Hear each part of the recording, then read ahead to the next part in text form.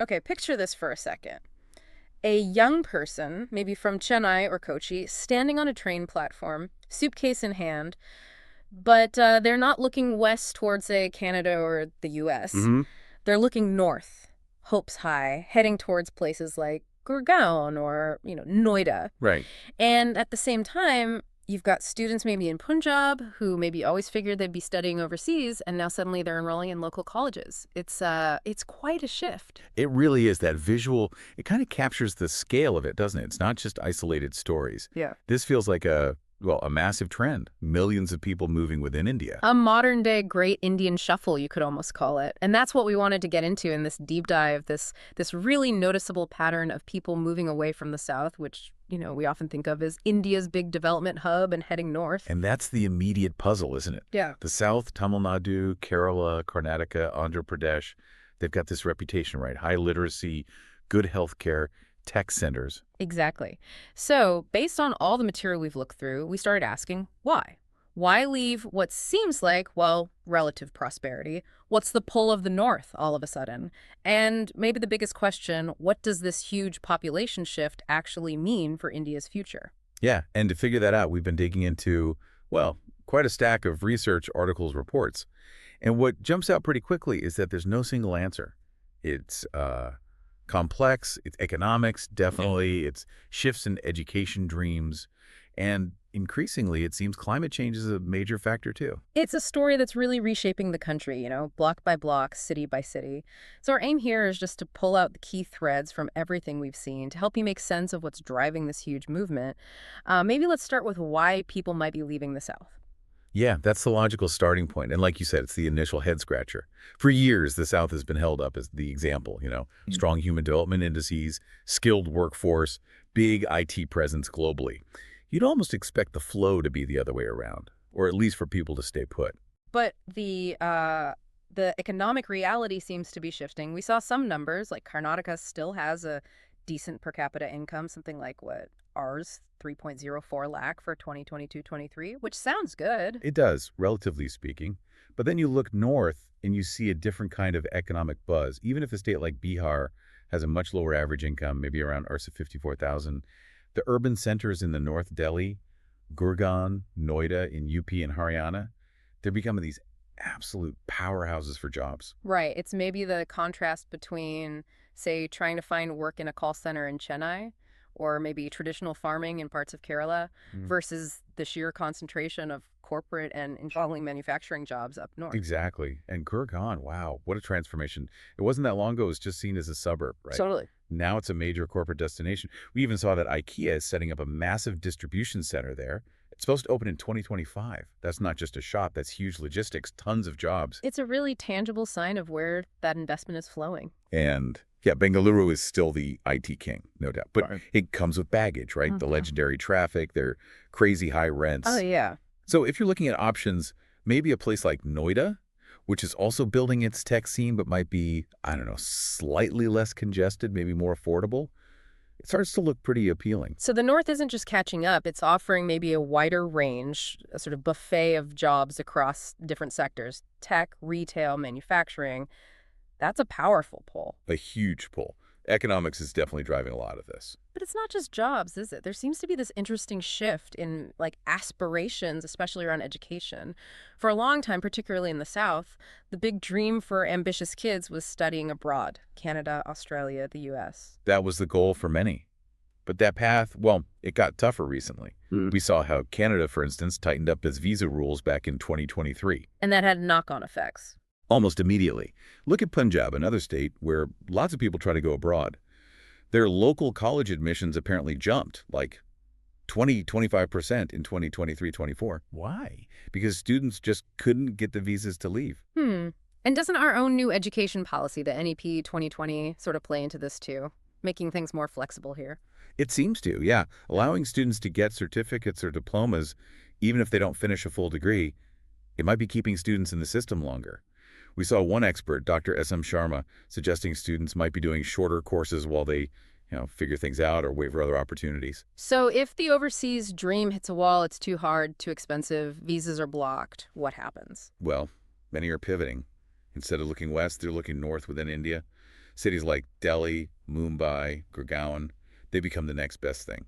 Closer, cheaper than going abroad, and increasingly offering those modern career paths they were hoping to find overseas anyway. It's like a domestic alternative rising up.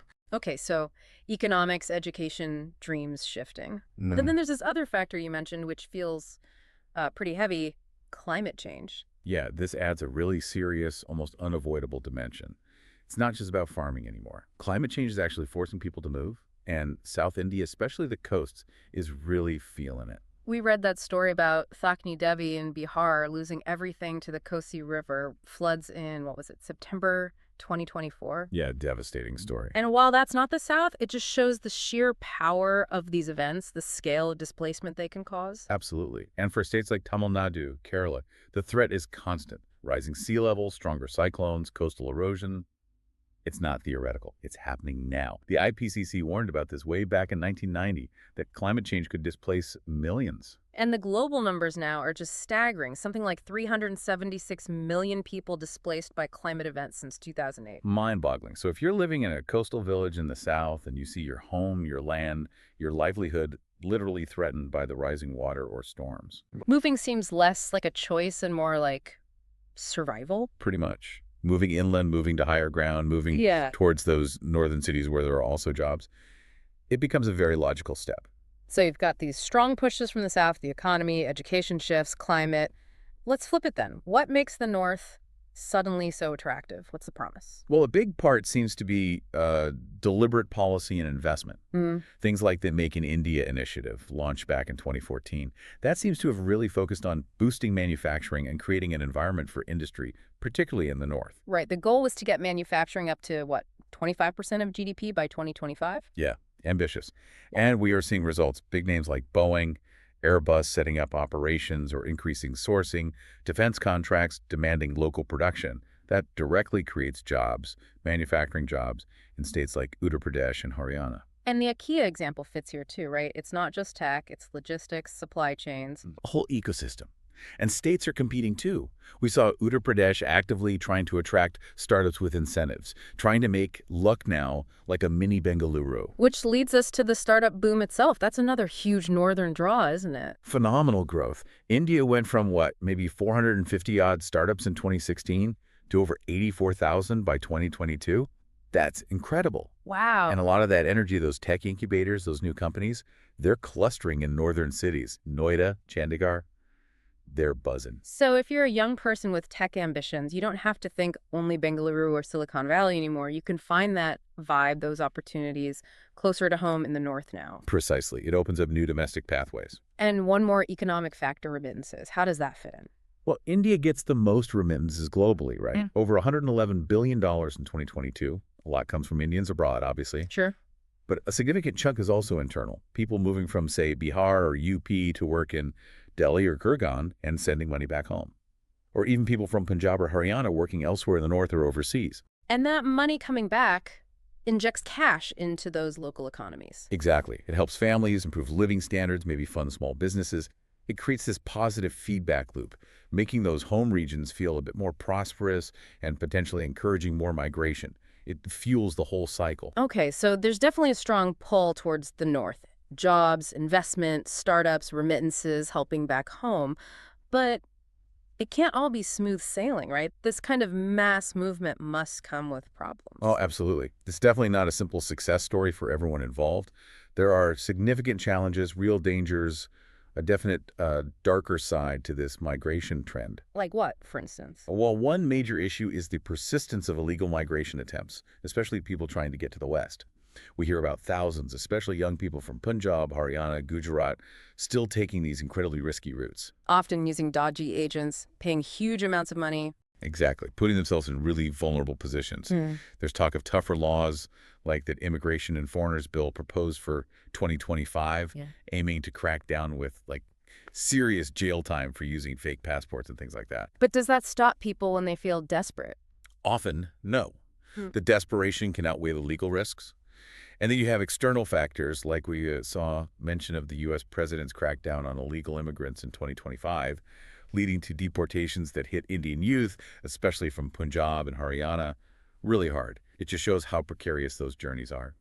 And what about the people moving within India because of climate change, the climate refugees? They're in a particularly tough spot because they're displaced by disasters within their own country, but there isn't really a clear, specific policy framework to support them as internal climate migrants. So they just move. Largely, yes. Yeah. We saw that Assam Supreme Court case in 2025. Okay, it was technically about deporting foreigners, but it sort of highlighted the broader issue that the system struggles when large numbers are displaced by floods or erosion, even within India's borders.